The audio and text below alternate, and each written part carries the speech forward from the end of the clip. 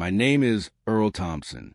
I'm 67 years old, and I live right here in Greensboro, North Carolina, not far from Winston-Salem. I'm a retired captain with the State Highway Patrol, but I still work part-time in the station's records office from 1 in the afternoon until 5 in the evening. Man, oh man, this story I'm about to tell you completely changed my life. And maybe it will change yours too, because you never really know who's standing right beside you, not even after an entire lifetime. I was born in Greensboro in 1958. I grew up feeling the sharp bite of the Piedmont winter and eating the best pulled pork barbecue in the Triad. My childhood was simple, but we never wanted for anything. My father worked for the Southern Railway Company, and ever since I was a little boy, I dreamed of serving my country, wearing a uniform, doing something important. And that's what I did. I joined the State Highway Patrol when I was 18 in 1976, and I dedicated my life to protecting people. In 1986, when I was 28, I met Betty at a neighborhood block party. I fell head over heels for her beauty, her kind nature, her laugh. We got married the next year and built a life together. We never got rich, that's for sure. A police officer's salary doesn't work wonders, but we always live with dignity. We built our little house up bit by bit. We had 2 children who are grown now and living far away. We were together for 32 years. 32 years, folks. Almost 4 decades. Sharing the same bed, the same table, the same dreams. Or at least, that's what I thought. About a year back, I started noticing strange signs. Little things, you know? Details that a man who spent his life in security learns not to ignore. A different aftershave on the cushions. Beer cans in the trash. When I came home. When Betty knew I couldn't drink because of my cholesterol meds. Betty was always exhausted when I got back from work. A neighbor mentioned the silver Mercedes that was often parked nearby, and the bed linens were always changed on Mondays and Wednesdays. If you enjoy my story, please leave a like to cheer up this old heart. Subscribe to the channel so you don't miss my next life stories. And tell me in the comments where you're watching this video from and what time it is right now. It makes me really happy to know which corner of America, or maybe the world, is listening to me, and what time of day it is for you. My childhood in Greensboro was like any kid's life in the South during the 60s. I was born in 1958 and grew up racing through the parks, splashing in the local streams, picking wild berries from the bushes in the yard, and playing stickball with the neighborhood kids. My father, Harold Thompson, was a railway engineer for Southern Railway. He worked at the depot that linked Greensboro to Charlotte and Richmond. On weekends, he'd take me to watch the locomotives pull in, those mighty engines hauling freight from across the states. My mother, Evelyn, made the best pecan pie in our suburb, Oakwood Gardens, and sold at the weekly flea market on Saturdays. I grew up hearing tales of the civil rights movement, of Dr. King, and the sit-ins that started right here in Greensboro at the Woolworths counter. My grandfather had been part of the 1960 Greensboro sit-ins and shared stories of the struggles for equality that unfolded in North Carolina. He was the one who taught me to handle a shotgun when I was just 8 years old. In 1965, we'd head out at dawn while the mist still blanketed the meadows and only return as the sun dipped below the horizon. I wasn't the top student in class, but I gave it my all. I remember in 1968, when I was 10, our principal brought us to the community center to see the town's first color TV set up in the auditorium. We were all amazed by that glowing screen, displaying pictures in vibrant hues. It was a big deal for a mid-sized city, like ours back then. Life was straightforward, but it had its joys. The aroma of the biscuits my mother baked on chilly mornings. The tea shared on the front porch with the neighbors. The checkers matches that went on all day when it stormed. We ate turnip greens, apple cobbler, and slow-cooked ribs every Sunday. On 4th of July, the whole town would light up, and the guys would parade their vintage trucks down Main Street. It was in that setting that I grew up, with a respect for heritage and the structure my father instilled in me. By 1973, at 15, I knew I wanted to serve. When the United States celebrated its bicentennial in 1976, I proudly waved the American flag along the parade route in Greensboro. The sense of being part of something greater, of safeguarding our nation, really resonated with me. In 1976, having just turned 18, I joined the State Highway Patrol. My mother wept the day I headed off for basic training in Asheville, North Carolina, but my father stood tall with pride. "Go get 'em, son," he said. "Show them what a North Carolina boy is made of," giving me a firm handshake before I boarded the bus. The training was grueling. Man, oh man, up at 4:30, jogging miles, lugging heavy packs, mastering firearms, hand-to-hand combat, traffic laws. In the early weeks, I was so worn out at lights out, I didn't even have dreams. But I slowly got the hang of it. In 1977, I came back to Greensboro as a trooper and was assigned to the 5th Patrol Division. I patrolled the highways on motorcycle, cracking down on speeders and bootleggers, which were rampant in the rural areas. My father passed in 1980. I was 22. A stroke claimed him while on shift at the depot. It was a tough loss. My mother lived alone after that, and I, as the eldest son, divided my time between duty and looking after her. They were rough years, but the patrol gave me direction. I was promoted to corporal in 1981 at 23 and began excelling in highway enforcement. The 80s brought shifts to the country, and for me, our role in law enforcement was evolving too. In 1984 at 26, I was promoted to sergeant after dismantling a big drug trafficking ring along I-40. I earned a commendation medal, and my photo ran in the local paper, the Greensboro News and Record. My mother clipped the story and added it to her scrapbook of my achievements. It was in 1986, when I was 28, that my life shifted forever. I had just earned another stripe in the patrol after a key bust. It was a Friday in July. The summer heat was intense, but the evenings cooled off nicely here in Greensboro. I was invited to a retirement bash at the Veterans Hall, one of the oldest spots in town for gatherings. I wasn't big on social events. I liked spending my downtime hiking the mountains or shooting hoops with my shift mates. But that day I went anyway. The place was buzzing with a band playing those old Motown hits that had folks swaying on the dance floor. That's when I spotted her. Betty was in a green sundress. She had auburn hair cascading to her waist and a grin that brightened the entire hall. She was 25 then. She was a fresh-out-of-college nurse at the county hospital. I summoned my nerve and asked her for a dance. I wasn't smooth on my feet. I tripped over her toes a couple times, but she chuckled so warmly it put me at ease. "You're with the Highway Patrol, aren't you?" she inquired as we moved. "I've spotted you around town, always so sharp in that uniform." I felt a bit shy, but nodded yes. We chatted the night away. We discovered mutual acquaintances.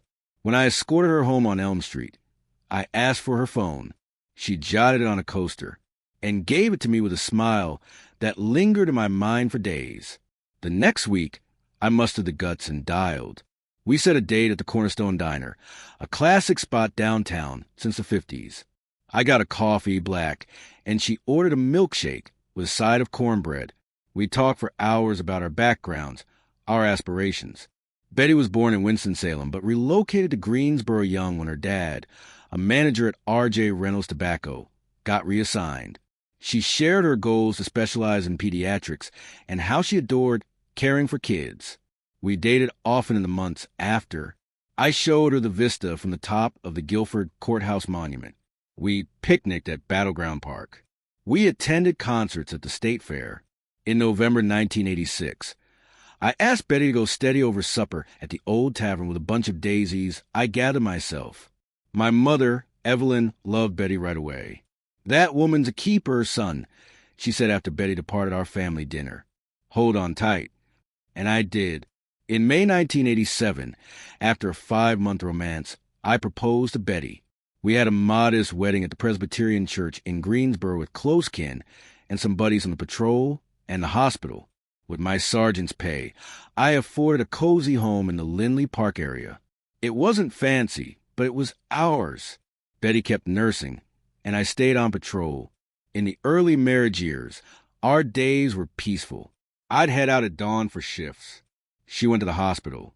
On off days, we'd grill in the backyard and have folks over, or we'd hike the trails at Hanging Rock. Life was uncomplicated, but we were content, or so I figured. In 1989, at 31, I learned I was becoming a dad. Betty was expecting our first. It was one of the best moments ever. I wallpapered the nursery myself, assembled a bassinet, and daydreamed about cradling that baby. In February 1990, our son, Harold Jr., arrived. Seeing that little fellow with his mom's smile and folks said my nose stirred me deeply. Life took on fresh purpose. I began putting in extra hours, taking overtime to make sure my boy had all he needed. In 1993, at 35, I advanced to staff sergeant, bringing a pay bump. That year, Betty got pregnant again, and in October 1993, our daughter, Clara, was born. Our family was whole. The 90s were times of diligence and commitment. I raised my kids instilling integrity and courtesy, like my dad did me. Harold was like me, steady and watchful. Clara resembled her mom, chatty and spirited. Betty was a wonderful mom, patient and loving. Sometimes, arriving home late from patrol, I'd find her dozed off in a rocker, with a child in her arms and a picture book open. It was a sight that melted my heart. In 1998, at 40, I lost my mother. Evelyn succumbed after a stroke she couldn't beat. It was devastating. I had to stay strong for the kids and Betty. But inwardly, I was broken. My wife was my anchor in that hard time. She handled the funeral details, welcomed family, prepared meals for all. At night, alone at last, she held me and let me grieve on her shoulder. "It'll be okay, Earl," she murmured. "I'm right here." The 2000s came, bringing fresh duties. In 2002, at 44, I was promoted to captain in the State Highway Patrol. The event was at the main headquarters in Greensboro, with the division chief there. Betty and the children attended, beaming. Harold, at 12, already showed curiosity in law enforcement. He begged for tales from my shifts. Clara, at 9, was my darling, quick-witted, always toting a notebook, asterisk. Our home in the Lindley Park neighborhood was starting to feel cramped for a family of 4. So, in 2004, at 46, I secured financing for a larger place in the Starmount Forest area, nearer to the city center. It was a fixer-upper, requiring some work, but with 4 bedrooms and a spacious yard, where I planted apple trees, tomato vines, and even a row of corn. Betty enjoyed the room to entertain her nurse colleagues for evening teas with her homemade muffins and scones. Life flowed on naturally. I'd depart early for headquarters. Betty headed to hospital, where she was now the shift supervisor. Harold enrolled in the Citadel in Charleston, South Carolina, in 2008-18, pursuing a dream of his and mine as well. It was hard watching a young man go, but we knew it was right for his path. Clara remained in Greensboro attending Northwest High School, shining in science and history. In 2007, at 49, I marked 31 years in the Highway Patrol. I got a plaque for my long-standing service and commitment. By then, I oversaw operations for the entire Triad region. It was a demanding role, managing team schedules, emergencies, and logs. I'd often get home drained but fulfilled in my calling. Betty was always my haven. After a rough shift, she'd prepare pot roast, my favorite, and join me on the deck for a soda while I unloaded about the day's issues. She knew every line on my brow, every weary breath, and knew just what to say to soothe me. At least, that's how I viewed our bond. In 2009, Harold finished at the Citadel and aced the test for officer candidate school. Seeing my son embark on a military path swelled me with pride. I couldn't stem the tears at his commencement. Betty clasped my hand and grinned, but I spotted something off in her gaze, something I couldn't pinpoint then. Clara finished high school in 2011, at 18 as a salutatorian. Unlike her brother, she aimed for law. She aced the exam for Duke University in Durham, North Carolina, and ranked high in the pre-law track. I recall the day we dropped her at the dorm. Betty teared up the whole drive back. "It's natural," I said, aiming to comfort her. "Kids grow and forge their own ways." She merely nodded, gazing out the window. Our place felt empty without the youngsters. At 53, in 2011, I began pondering retirement. I'd logged enough years and could bow out as an officer if I hung on a bit longer. Betty also spoke of retiring from nursing. She mentioned fatigue from the shifts, the constant demands, the tough cases. In 2013, at 55, I rose to major, the penultimate rank before top brass. It was a claim for a career devoted to public protection. We hosted a cookout at home to market with smoked brisket, coleslaw, and the chilled sodas we reserved for big events. Harold came from Charleston with his fiancée. Clara got leave from college. It was one of the final times we gathered as a unit. I recall at that gathering, a pal from the hunting lodge, Victor Harlan, arrived to toast me. He was a prosperous local entrepreneur, owner of a network of auto part shops. He pulled up in a sleek silver Mercedes, toting a fine bourbon as a present. Betty welcomed him quite warmly, maybe overly so. I didn't dwell on it then. I figured it was her being gracious. In 2016, at 58, after 40 years on the force, I retired from the State Highway Patrol as a major. The farewell event was touching, with an address from the chief and an honor guard. Betty stood beside me, graceful in a blue outfit. Our kids couldn't make it. Harold was deployed on the western frontier, and Clara was deep in a critical internship at a firm. The initial retirement months were odd. After years of rising at 4:30, donning my gear and reporting in, I abruptly had no structure. I began tending the garden more, hunting more frequently, catching up with retired buddies at the Cornerstone Diner for talks. Betty kept at the hospital. She'd retire soon after. In 2017, at 59, I got an offer to consult part-time in the records division at headquarters. It was low-key work from 1 to 5 p.m., filing papers, aiding in rookie orientations, passing on my know-how. I jumped at it. I felt productive again, even sans a badge. Betty retired end of 2017 at 56. I figured we'd at last have more couple time, that we'd make that road trip to the mountains we delayed, that we'd see the kids more. But fate had other ideas, far from ours. In 2018, I saw Betty changing more aloof, constantly texting, stepping out often to see pals. She began primping more, acquired new outfits, altered her hairstyle. It's a phase, I reasoned. After all those years in nursing, she merits self-care. But there was a glint in her eyes, a fresh spark when she got specific texts that ought to have warned me. It was late 2019, I was 61, when I began spotting the first odd clues. Betty was more withdrawn even at home. She'd linger on her phone, grinning at the display, and when I'd near, she'd swiftly shut it. Just chatted with my old hospital crew, she'd claim, but her tone didn't sell it. Back then, my schedule was basic. I'd rise early from routine, brew a robust coffee, prune the shrubs outside, then go to headquarters at 1 p.m. I'd return at 5, sup with Betty, catch the evening broadcast, and hit the sack. Weekends, we'd occasionally hit the Veterans Hall. Other times, host longtime friends. One afternoon in October 2019, I got home ahead from the office. I had a migraine that wrecked my focus.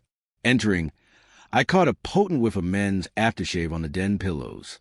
Definitely not mine. It was a pricey, exotic aroma. Betty emerged from the pantry, clearly startled.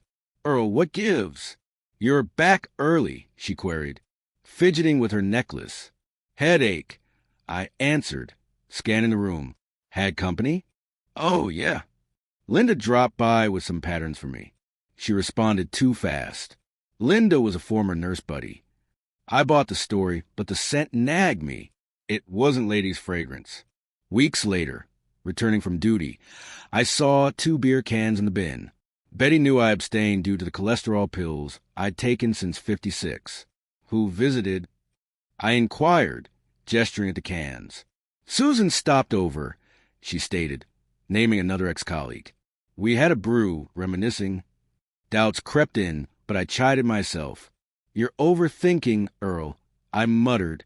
"Betty's your maid of over 30 years, mom to your kids." But the oddities mounted. In January 2020, around New Year's, Betty got loads of calls. She'd retreat to the study or patio to take them. She'd whisper, At times, she'd giggle in a manner I hadn't heard lately.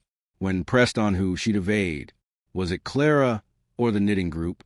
Our daughter, Clara, now 27, was visiting for the holidays. Harold, at 30, was stationed abroad and couldn't join. I hoped our girl's presence would lift the weirdness between Betty and me, but she stayed remote, body here but thoughts afar. On January 2nd, Betty claimed she had to grab last-minute supplies. She left all up more than for a quick store run. She came back hours on without bags. When quizzed, she said nothing caught her eye. That evening, beside her, I gazed at the dark, mind racing.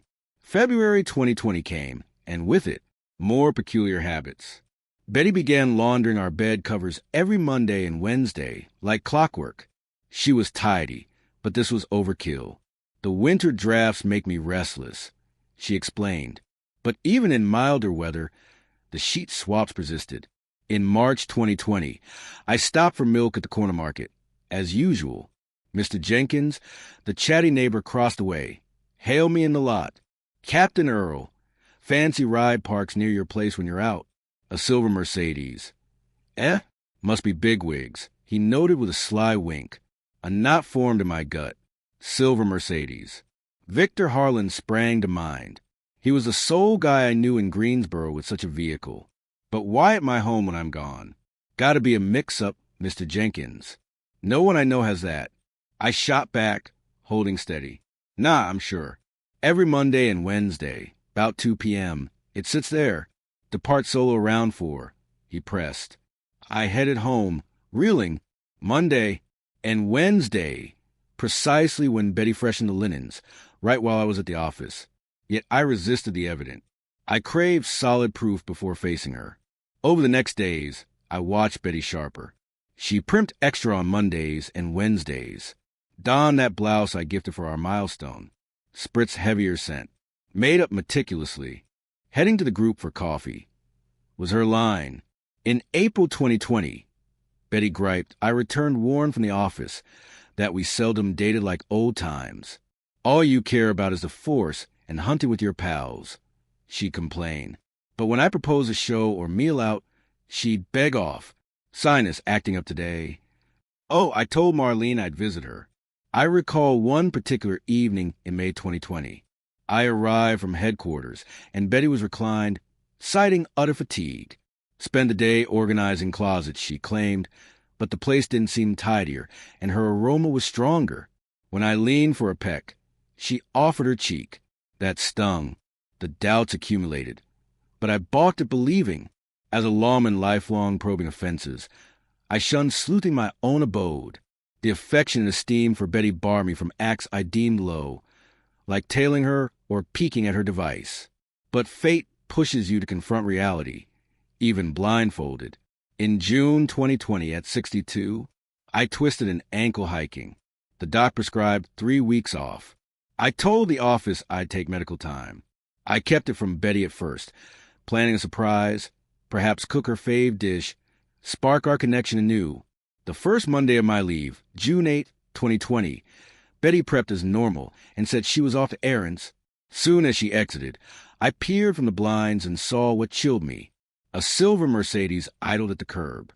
She hopped in fast, and it sped off. My foundation crumbled. All the hunches I denied were validated, but I sought ironclad confirmation. As an officer, I knew not to leap sans facts. I resolved for undeniable proof before showdown. June 8th, 2020 marked when my existence unraveled. After witnessing Betty enter the silver Mercedes, I paced dazed, seeking other reasons for what I'd seen. Perhaps a lift from a chum with a fresh ride, maybe a premium cab she summoned. But inwardly I knew. When she got back around 4:30 p.m., her cheeks rosy, and a grin faded when she noticed me in the den. Earl, I figured you were at headquarters, she blurted, obviously rattled. On leave for the ankle, I stated, eyeing her closely. Oh, dear, why not mention it? I'd have stayed to tend you, she said, leaning to peck my forehead. The men's aftershave clung to her blouse. Didn't want to trouble you, and looks like you had plans, I remarked, bitterness slipping in. Betty acted oblivious and switched topics, chattering on her group mates, the coffee they sipped, the chit-chat exchanged. As she spoke, I noted her fidgeting, her discomfort, how she dodged my stare. That night, Betty hit the bath right after I said I was turning in. She lingered under the spray near 45 minutes, like scrubbing off evidence. When she joined in bed, she hugged the edge, pleading warmth. In the days after, I upheld my leave schedule sans hint of doubt. Betty kept her excursions, though Kager now. She toned down the home glam, likely toted a tire in her purse, and swapped elsewhere. Texts came only when solo in the bath or den. It was Saturday, June 13th, 2020, Father's Day Eve, when I resolved. We lunched in tense quiet, broken by utensil clinks alone. Clara phoned earlier to greet Betty ahead, and Harold texted from a signal poor zone. Abruptly, her mobile buzzed. She glanced at the display, blanched, and said she must answer outside. Returning, her expression was stiff. "Who?" I asked offhand, adding salad.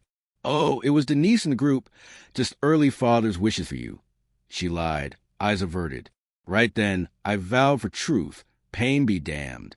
Monday, June 15th, soon as Betty departed for shopping, I fired up the laptop and hunted security cams. Found a site vending tiny cams, button-sized, concealable, beaming footage to my phone. It clashed with my code, spying in my domain, but options nil. I ordered 5 with rush ship. They landed Wednesday, June 17th, while Betty was at the spa. I set one in the den, tucked on a mantle amid knickknacks, another in the pantry disguised in the spice rack, the third in the foyer of the rooms, and last, with reluctance, in our chamber, stashed in the lamp base. The cams were subtle, near unseen and less sought. I apped my phone and tested feeds. Flawless. Now, weight game. Friday, June 19th, 2020. I rose queasy. Betty readied routinely, said she was market-bound en group, pecked my cheek swift, and gone. Gate shut herd. I launched the app. Hour-ish zilch. House vacant, still. At 1:45 p.m., front gate noise. Pulse pounded seeing entry via den cam. Betty entered, not solo. A broad man with graying temples and tailored shirt tailed her. It was Victor Harlan. Chest stab when he cinched her hips post-door shut, smooching with familiarity that gutted me. "Craved you," he uttered, shedding his jacket. The stretch dragged. "Same." Betty cooed in a tone alien, bubbly and fresh. "But hurry today. Earl's off. Might pop back soon. Still in that lame desk gig?" Victor sneered. "A retired major pushing paper. Sad." Betty tittered. A titter never aimed my way. He enjoys purpose and the bonus cash aids. They shifted to pantry, where Victor pulled a craft beer six-pack from his satchel. "Got that IPA you adore. Pricey, but worth it." He popped 2, they clinked. "To us," he toasted, "and the life ahead." I glued to the feed, each phrase a blow. They bantered minutes, sipping the fancy brew that, as Victor bragged, outpriced my wage. "How's the old Captain Hubby?" he quipped with smirk. "Hush!" Betty sighed, I roll. "Duller by the day. Same patrol yarns. Same timetables. Breakfast 8, lunch 1, supper 6. Like cohabiting a timer. Why stick?" Victor probed, stroking her wrist. Betty shrugged. "Habit, probably. And the Force Health plan's top-notch. With my arthritis, can't skip it." Those lines shotgun blasted me. 30-plus years marriage shrunk to habit and health plan. Decades co-living, kid-rearing, homemaking. Ultimately, I was mere utility. They proceeded to foyer en route bedroom. Fingers shook tracking on phone. Victor embraced from rear, nuzzling neck. 30 years enduring has been major, he whispered. "You merit superior, darling." "And superior is?" Betty teased, pivoting.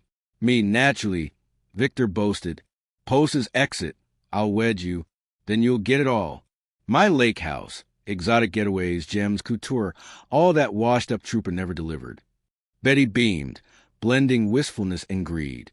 "At times I ponder squandered years, Victor. Could have had abundance, explored worlds. Bad pick, love, but redeemable," he urged, guiding the chamber. What ensued was utter degradation. In our decades-shared bed, kid conception spot, dream and fear exchange, Betty and Victor coupled.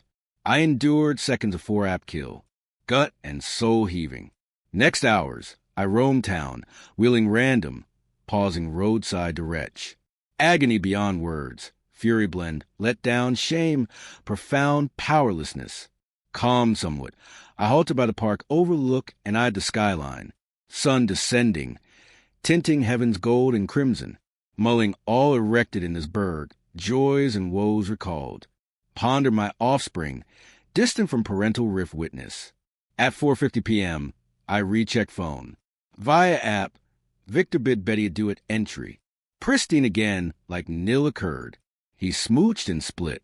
Betty promptly spruced house, swapped linens, rinsed cans, vented to dispel aftershave and intimacy scent. At 5:10, she dialed me. I ignored rings. She retried twice, likely fretting my delay. Third, I picked up. Hey, Han. She purred, fretful. Where you at? Supper nears. Handling stuff. I clipped. Don't hold for me. Late. All good. You seem off, she pressed. Feigned care I now saw phony. Fine. Need solo time. I ended, disconnecting pre-response. Lingered at overlook till full dark. City glows below like scattered gems.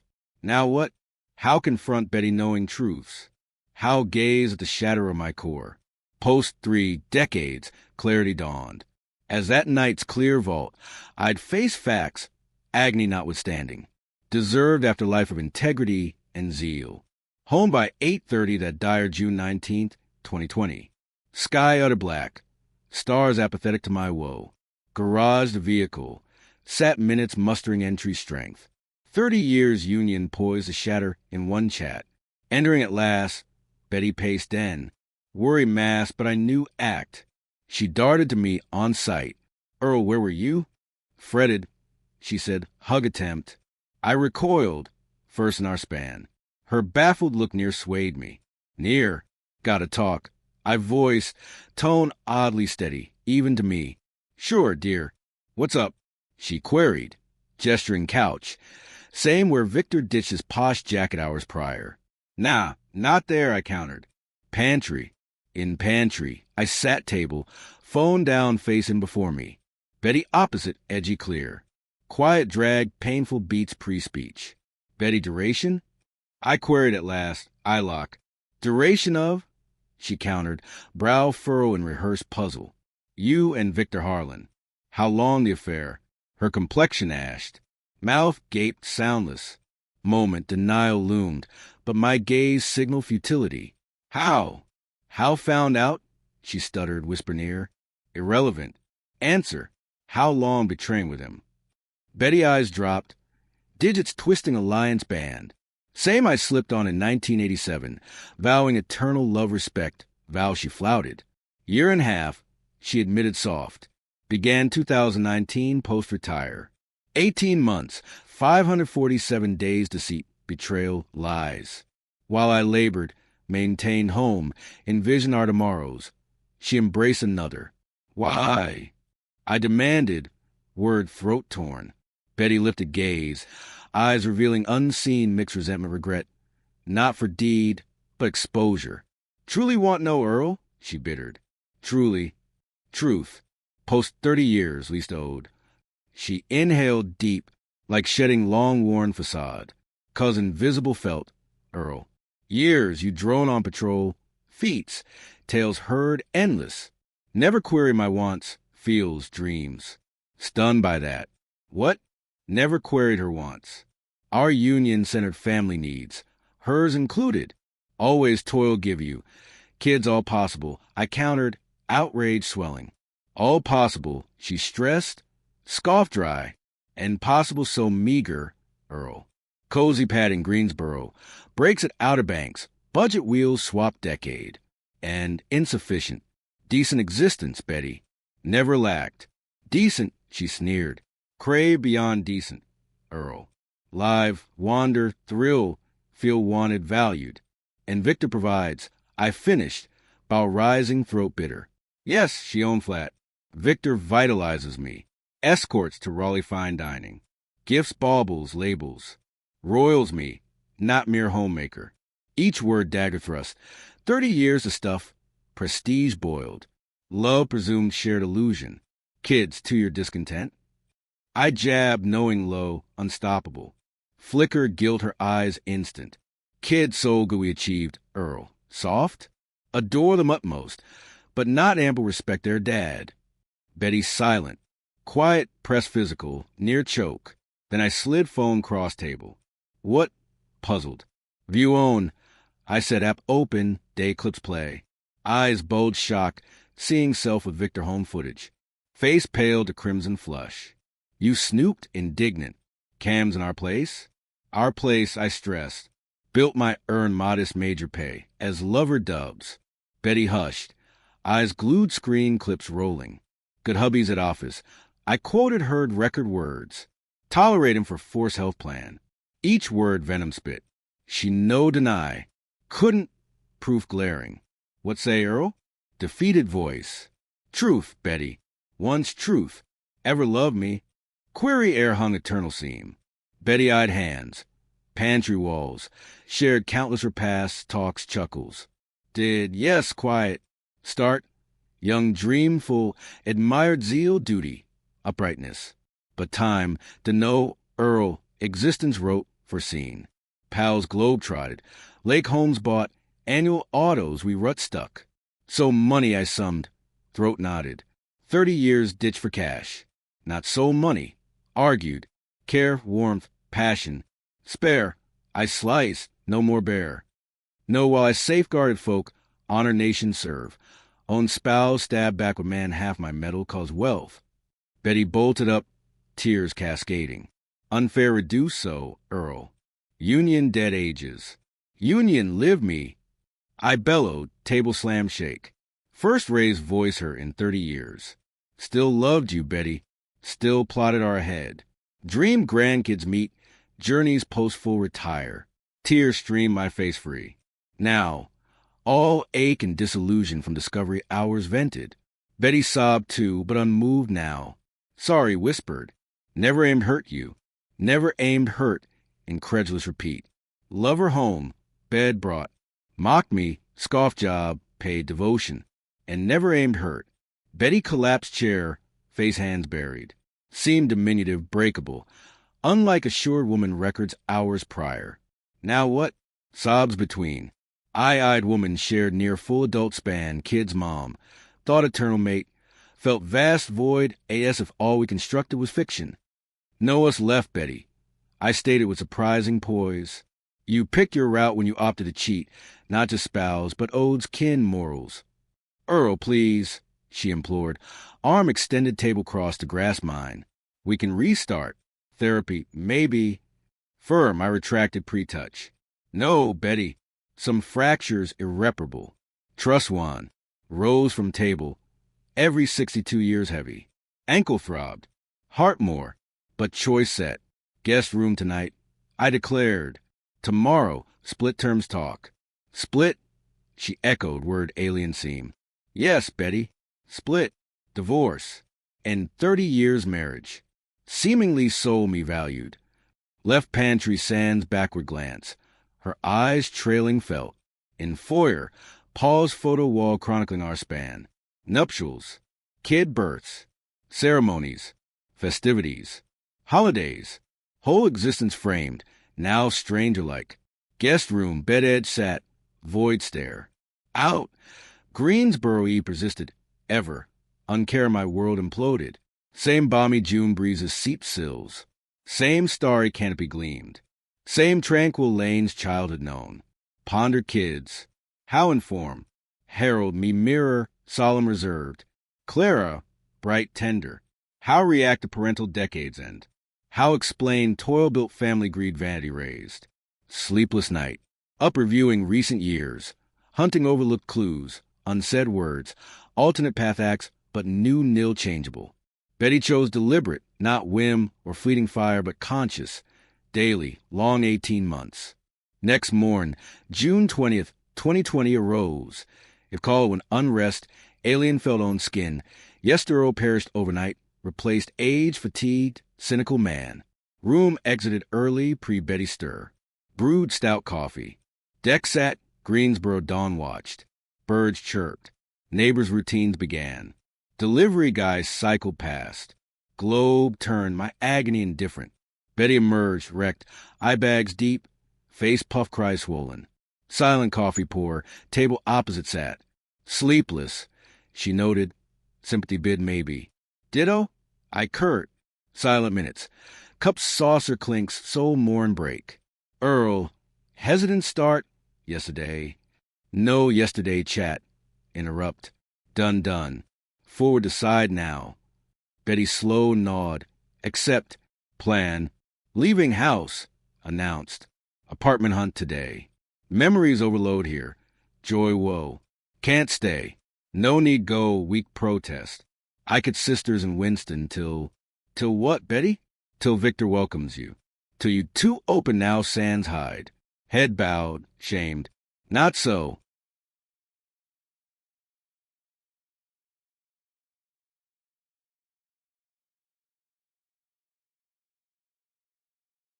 Don't care so, I replied.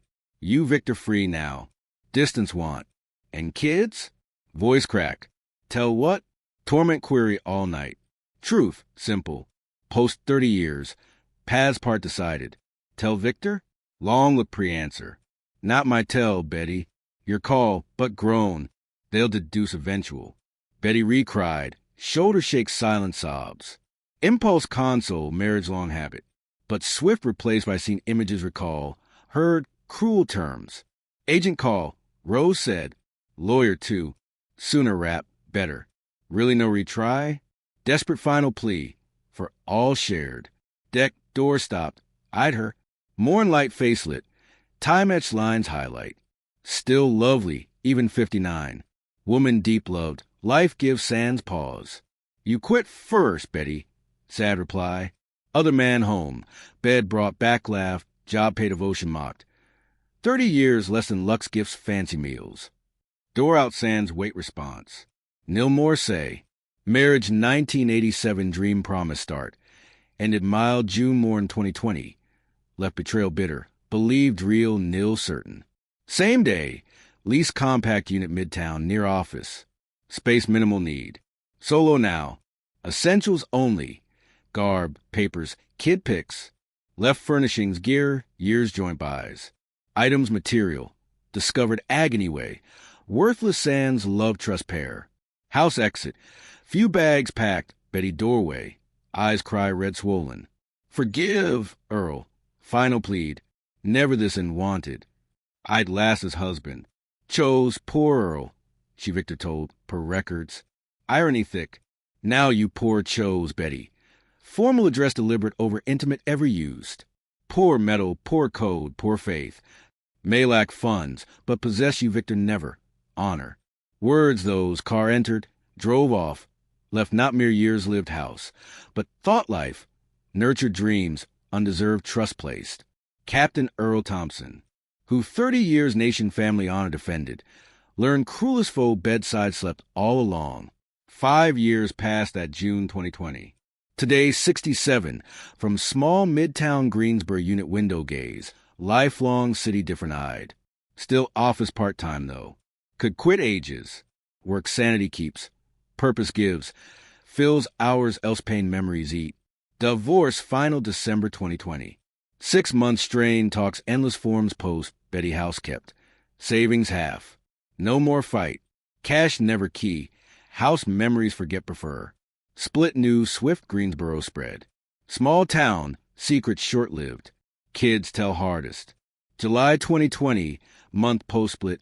Harold leave took. Greensboro came. 30 then. Army major already. Me inherited disciplined stance. Told separation sans betrayal detail. But Harold sharp ever. She cheated, right, Dad? Direct ass, coffee on new unit deck. Couldn't sunlie. Nod confirm. Words humiliation unable. Harold long silent. Horizon eyes. Suspected, final said. Last home visits, notice change. Phone constant. Out excuses. Said nil. No sway her mom bond. Despite all, Betty still kids mom. Now what, Dad? Voice worry. Onward. Simple. Else, Clara news phone got. Law firm internship midst. Couldn't leave. Much cried. Soon come said. August 2020 break. Got. Straight unit. Why, Dad? Tear hug ask. Seem happy so. Sometimes looks deceived. Dear reply. Eyes tear fill own. Sometimes illusions life build. Clara days with me. Then Mom visited. Return, grave thoughtful. All told me, said unit couch side sat. Victor, year half cheat. Surprise, Betty Frank. Maybe remorse sign. Or daughter sympathy gain pre-my version. Lives him now. Clara continued. His place. Irving Park area. News no surprise should. But chest pang still. So quick. Bear split. Betty official lover arms, partner. Hope happy. Said, surprise own, true. No rage more. Resigned sorrow something thought special end. Life course continued. March 2021 first solo Easter 30-plus decades. Harold abroad mission. Clara court duty assigned. Heard via folks Betty Victor Europe toured London, Madrid, Vienna. Always dream spots my humble force pay never afford. 2021 pandemic peak. Kids worried. Harold risk zone. Clara frontline legal aid infected. Hours phone support distant gave. Heard Betty Victor Mexico stranded weeks border shut, but U.S. return eventual. Isolation time. Life reflected deeper. Choices made. No regret Officer B. Community safety life devote. But marriage aspects neglected perhaps. Maybe Betty assumed. Same values presumed. 2022, 64, lung issue. Minor, but mortality face enough. Week hospitalized Greensboro Medical Center. Harold leave got visit. Clara, now licensed attorney. Consulted top pulmonologist during my case. Hospitalization during. Betty visited. Leaner. Hair cropped. Attire elegant Victor sure bought. Nervous room entry. Earl hesitant. Bedside stop. How? Been better. Half grin reply. But docs for recover say. Nodded. Gear scanned. Room white walls. Anything but face. Heard Clara. Explained. Thought come. Thanks coming. Sincere. No resentment remain. Only care realization. Kids mom. Years shared woman. Betty chair bedside sat. Designer tote lap fidget. Been how? Aside this. Okay. Reply. Office still part. Hunt weekends. Kids visit possible. Simple satisfies. Sad smile. Always you, huh? Little content. Not little content, Betty. Clarify need. Maybe never grasped. Value what counts true. Integrity. Respect. Morals. Eyes down, word struck. Mistake made. Earl. Awful. Past leave past. Suggest no reopen pain. Done. Eyes teary looked. Too good man me. No answer. Nil say. Betty lingered minutes. Treatment asked. Kids commented. Goodbye. Hesitated. More say want seem. But hand light squeeze left. Months later learned she Victor split. Apparently, tycoon younger found. Influence in Miami. Betty old house returned. Now solo. Reconnect tried old pals. Greensboro life resume. But small city memory long. Many doors shut. 2023. Harold wed Maria. Sergeant training met. Ceremony officers Club Durham. Formal chic. Betty I attended. Room opposite stayed. Kids navigated hard. Two parents scarce speak. 2024. Clara first grandkid gave. Ethan. Arms held tiny. Emotion long absent felt. Life new gens continued. Fresh starts. Same year. Betty unexpected call. Voice fragile more. Earl, diagnosis just no intro. Lung cancer. Early but surgery treatment need. Silent moment news absorbed. Despite happened, still cared. Kids mom, life years woman. Need anything? Final ask. Appointments go with if want. Line pause. Offer unexpected seem. Thanks. Break voice. Mean lot. Weeks following, Betty Durham appointments took. Surgery waited. Force health paperwork helped. Ironically, same force health she cited stay married reason. No revenge. Right thing. 'Cause despite 30 years history, not full erase. Harold Clara surprised my health decision, Betty, but backed. Better man I, Dad. Harold commented on recovery during Greensboro come. Betty's surgery treatment well recovered. Relation obvious never prior turn, but civil coexist found. Mainly kids, grandkids sake. 2025, 67. Honored State Highway Patrol 50 years public safety service. 1976 enroll count to still admin work. Ceremony simple meaningful. Harold uniform came. Proud. Clara little Ethan brought, who office dashed. Thrill badges vehicles. Surprise. Betty attended. Back discreet. Congrats, Cyril. After said, all leaving. Deserve every award acclaim. Always upright man. Nod thanks, else unknowing. Eyes genuine remorse. Sorrow what could be. Wasn't. And now, in 2025 at 67, I reflect on everything that has happened, on the lessons I learned, on the meaning of a life lived. I lost a 3-decade marriage to betrayal and greed, but I did not lose my dignity, my character, or my principles. Those no one can take from me. Life taught me that sometimes the people we love the most are the ones who can hurt us the deepest. That trusting is a risk we need to take. But we must be prepared for the consequences. That money and status, so important to some, do not buy true character or happiness. Betty ended up discovering this the hard way. Abandoned by Victor when he found a younger, flashier version, she found herself alone, having lost not only the material comfort she valued so much, but also the respect of the community and, most importantly, the love and trust of the man who would have given his life for her. I don't take pleasure in her misfortune, only a resigned sadness for the waste of something that could have been beautiful until the end. My days are quiet now. I wake up early out of habit. I drink my coffee on the small apartment balcony. I go to the station at 1 in the afternoon and return at 5. On weekends, I hunt in the woods with old friends. I visit my grandson when Clara comes to Greensboro. I talk to Harold by video call. It's a simple life, but it's an honorable one. A life that, despite the scars, makes me proud. I still get up before the sun, boots on the floor, coffee brewing strong and black, just like my daddy taught me. The city outside my window is the same Greensboro I've known since I was a boy running barefoot through the red clay, but it feels different now. The streets are quieter. The mornings are slower, and I am at peace with that. I never imagined I'd be living in a 1-bedroom downtown, just me and a few framed photos of the kids and little Ethan grinning in his overalls. But here I am, and I'm okay with it. The apartment is small, but it's mine. No more walking on eggshells. No more wondering what's behind a smile. No more pretending everything's fine when it's not. I know who I am. I know what I stand for, and that's enough. People ask me sometimes, Earl, don't you get lonely? And I tell them the truth. Loneliness and solitude ain't the same thing.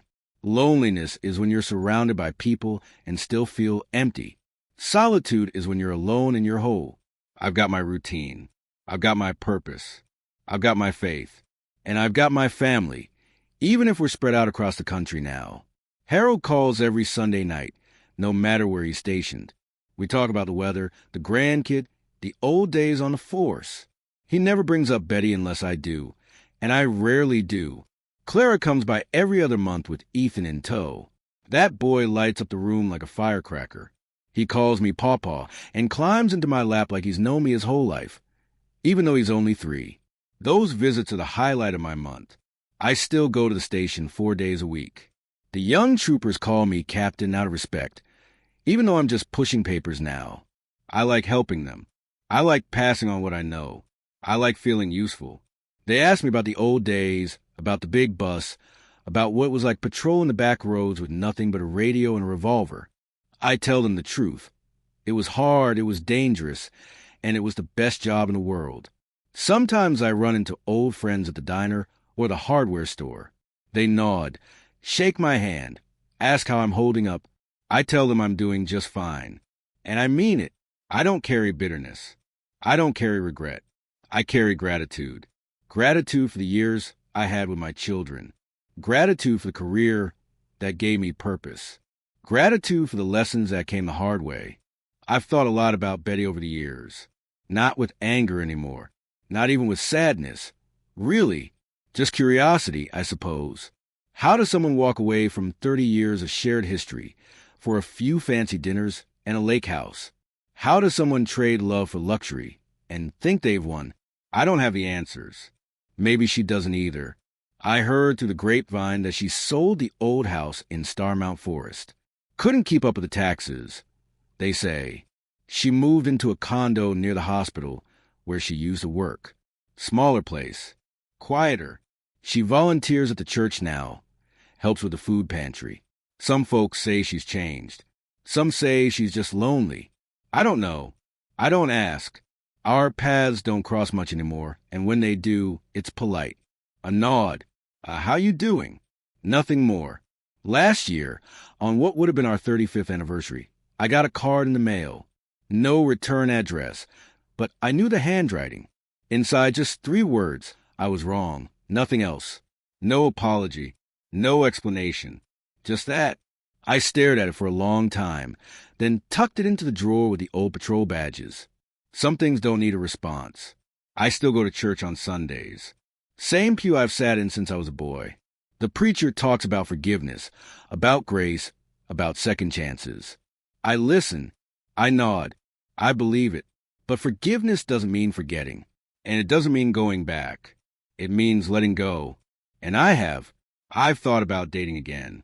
The widows at the senior center keep trying to set me up with their cousins and their bridge partners. I smile, thank them, and change the subject. I'm not looking for someone to fill a space. If someone comes along, fine. If not, that's fine too. I've got enough love in my life already.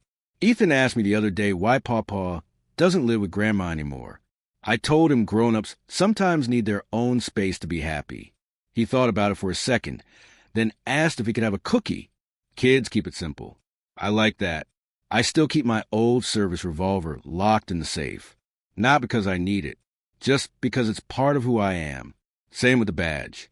Same with the scars on my hands from years of hard work. Same with the memories. The good ones and the bad ones. They're all mine. I don't know how many years I've got left. The doc says my heart's strong, my lungs are clear, my blood pressure's under control. I take my pills. I eat my vegetables. I walk every morning. I do what I'm supposed to do. But I also know life doesn't come with guarantees. So I make the most of every day. I still dream sometimes. Not about the past. Not about what could have been. I dream about the future. About teaching Ethan how to fish. About seeing Harold promoted to lieutenant colonel. About watching Clara argue a case in front of the Supreme Court. About sitting on the same balcony when I'm 80, coffee in hand, watching the sun come up over Greensboro. I used to think happiness was a destination. A bigger house. A fancier car. A trip to Europe. But it's not. Happiness is a choice. It's choosing to get up every morning and do the right thing. It's choosing to love your kids even when they're far away. It's choosing to forgive even when you don't forget. It's choosing to live with honor even when no one's watching. I made that choice a long time ago, and I've never looked back. The pain of betrayal doesn't just vanish overnight. It lingers like a shadow, fading slowly over time. But time does heal, or at least it teaches you to live with the wounds. In the years since that fateful discovery, I've rebuilt my life piece by piece, much like I built our home all those years ago. It's not the life I planned, but it's mine and it's honest. One of the first things I did after moving into the apartment was to join a support group for divorced men at the community center. I wasn't sure about it at first. Sitting in a circle sharing feelings isn't exactly the patrol way, but it helped. Hearing other guys' stories, realizing I wasn't alone, that betrayal happens to good people too. It gave me perspective. One fellow, a retired teacher named Frank, had a similar tale. Wife of 25 years ran off with his best friend. The hurt never fully goes, he said, but it gets quieter. He's right. It does. I threw myself into hobbies I'd neglected. Hunting became more than a weekend escape. It became therapy. Out in the woods, just me in the quiet, tracking deer or turkey. It clears the mind. I joined a club, made new friends, guys who don't know my history, who see me as Earl the Hunter, not Earl the betrayed husband. We share stories around a campfire, laugh about missed shots, plan the next trip. It's simple camaraderie, no drama. Fishing too. I bought a small boat and spend days on Lake Brant, lying in the water, thinking or not thinking. Sometimes I catch something. Sometimes I don't. Doesn't matter. It's the being out there that counts. The water lapping against the hull, the birds overhead, the sun on my face. It reminds me there's peace in the world if you look for it. Work at the station keeps me grounded. The kids there, the young troopers, look up to me. They call me for advice on cases, on life. "Captain, how do you handle the tough days?" one asked recently. I told him, one foot in front of the other, and never lose your integrity. I mean it. Integrity is all we have in the end. The grandkid, Ethan, is my joy. At 3, he's a bundle of energy. Clara brings him over, and we play in the park. He loves hearing stories about Pawpaw's adventures on the highway patrol. I toned him down, of course. No need to scare the little guy. But he eats it up wide-eyed, asking for more. Again, Pawpaw. It's like reliving my own kid's childhood, but better because I have more time now. Harold and I bond over military talk. He's rising fast in the ranks, just like I knew he would. We video call, swap war stories. His from the field, mine from the roads. He's proud of me, he says, for how I handled the divorce. You showed us strength, Dad. Words like that mean more than any medal. As for Betty, our interactions are minimal but civil. At family events, Ethan's birthday, holidays, we nod, exchange pleasantries. No deep conversations. No rehashing the past. The kids appreciate it. They don't want to choose sides. Clara once said, "Thanks for not making it ugly, Dad." I wouldn't have it any other way. I did date a bit last year. A nice lady from church, widow named Martha. We had coffee a few times, went to a movie. She's kind, funny, shares my values. But it didn't spark. Maybe I'm not ready. Maybe I never will be. And that's okay. I'm content on my own. Financially, I'm stable. The pension, the part-time pay, it covers the bills. No extravagances, but I don't need them. I drive a reliable truck, eat simple meals, save a bit for the kids. Betty, from what I hear, struggles more. The condo life isn't what she envisioned. No lake house, no trips abroad. Life has a way of balancing the scales. I volunteer now, too, at the Veterans Center, helping guys with PTSD, job searches. Giving back feels good. Reminds me why I joined the patrol in the first place. To serve. Looking back, the betrayal was a turning point. It shattered me, but it also rebuilt me stronger. I learned to trust my instincts more, to value myself. I learned that love isn't about possessions or status. It's about loyalty and respect. Betty chose otherwise and paid the price. If I could talk to my younger self, I'd say, cherish the good times, but keep your eyes open and never compromise your principles. Words to live by. The sun setting now over Greensboro, painting the sky in hues of orange and pink. I sip my coffee, watch the city wind down. Tomorrow's another day. Station at 1, home at 5, maybe a call from the kids. Simple, honorable, mine. I still keep a journal. Started it after the divorce, on the therapist's suggestion. At first, it was all anger and hurt, pages of why me and how could she. But over time, it shifted. Now it's gratitude lists, for health, for family, for second chances. It helps keep perspective. One entry stands out. Dated a year after the split. Today I laughed, really laughed, at a joke from a buddy at the station. First time in months. Progress. Small wins add up. I've traveled a bit too. Not Europe fancy, but road trips. Drove to the mountains last fall. Hiked the trails, breathed the crisp air. Visited Harold at his base once. Saw Clara in court. Proud moment, watching her argue a case. She's fierce, just like her mom was, but with my sense of justice. Ethan's first words included pawpaw. Melted me. We have our rituals. Ice cream on Sundays. Story time with old patrol tales. He's my legacy. Proof that good came from it all. Betty reached out last Christmas. A text. Happy holidays. Hope you're well. I replied, "Same to you. That's our level now." Cordial, distant, the support group evolved into friendships. We meet for coffee, share updates. Frank remarried last year. Happy for him. Shows life goes on. My health's good. Annual checkups. All clear. I walk daily, eat right. The lung scare was a wake-up. Don't take tomorrow for granted. I read more now. Biographies mostly. Men who've overcome adversity. Lincoln Patton, local heroes. Inspires me. The apartment's homey. Photos on walls. Comfy chair. Small garden on the balcony. Tomatoes, herbs. Self-sufficient. Nights are quiet. No regrets. I sleep sound, knowing I lived honorably.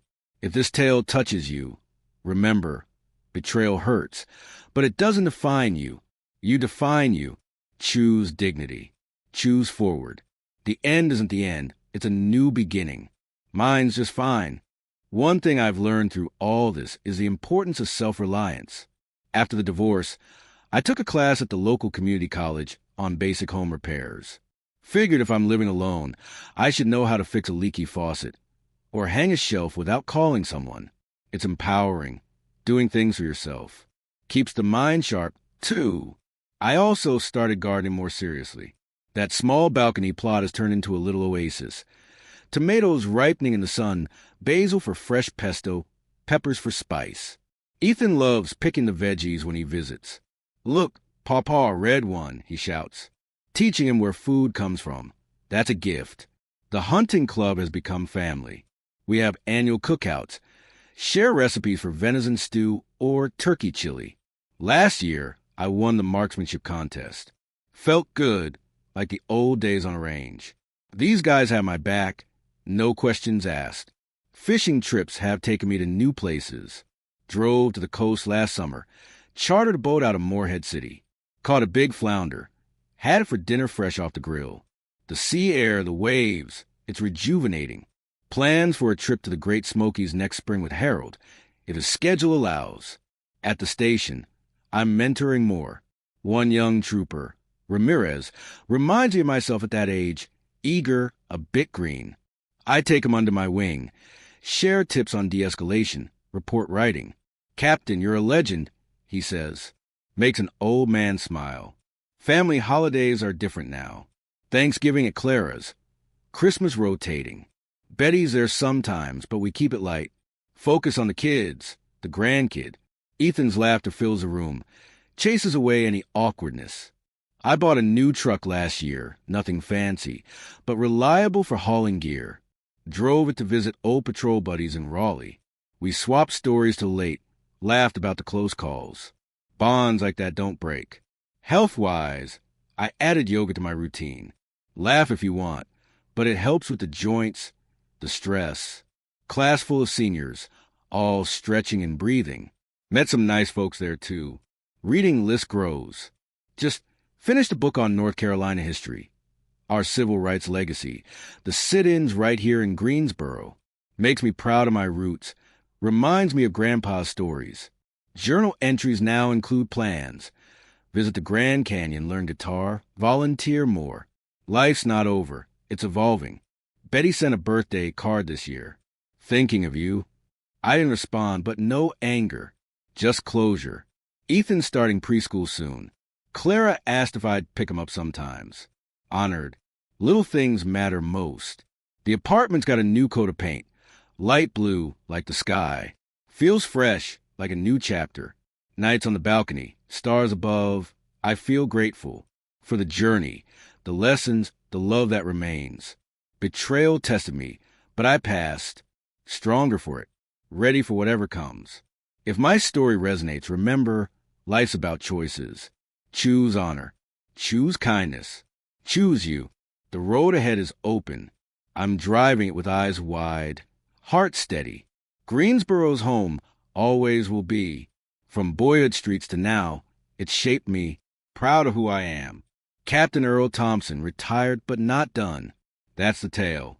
Hope it inspires.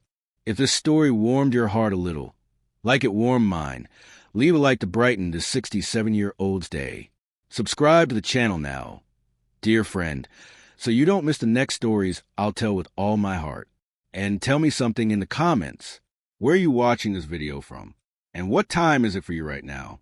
Have you ever faced a betrayal like this in your life? How did you overcome it? This old man is very happy to know who is on the other side listening to me. And at what moment of your day you took a little time to listen to me? A big hug the size of my heart.